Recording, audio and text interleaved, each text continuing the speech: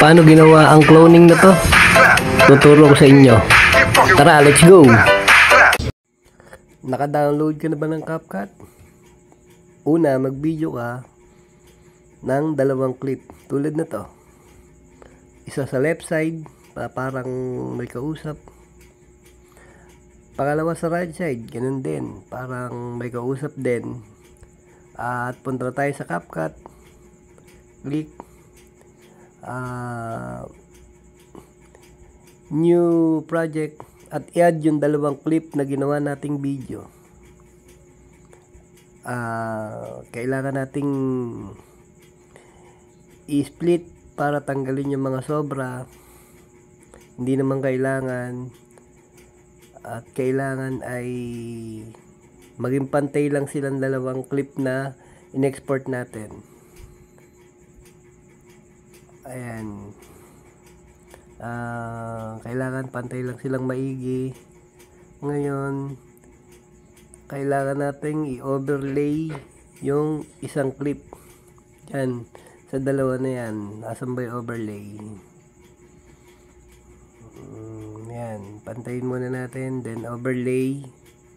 Overlay isa yun. Overlay. Drag natin papunta sa una para magkatapat sila. And then yung mga sobra, split, then delete. Delete natin yung mga sobra. Kailangan talaga pantay lang sila.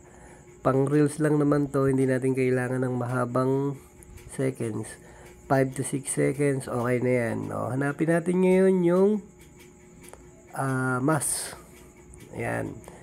Piliin ang horizontal at ikutin natin hanggang sa lumabas na yung dalawang clip. Okay. Then, check. Pagkatapos natin ma-check, okay. Panoorin natin kung medyo goods na. Ayan, parang silang nag-uusap, ganyan lang kadali.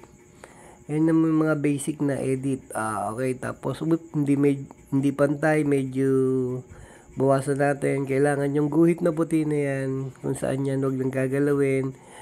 Split natin yung mga sobra, is delete na natin. Yan, okay na. Oops, meron pang isang clip, delete.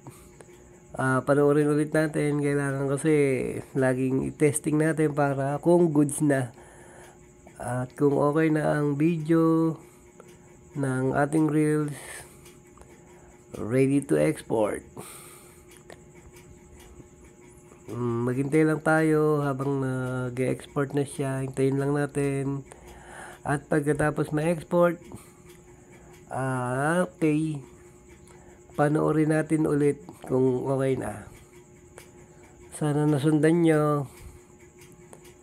At wait na lang sa mga tutorial ng mga edit kong susunod. Salamat. Bye-bye.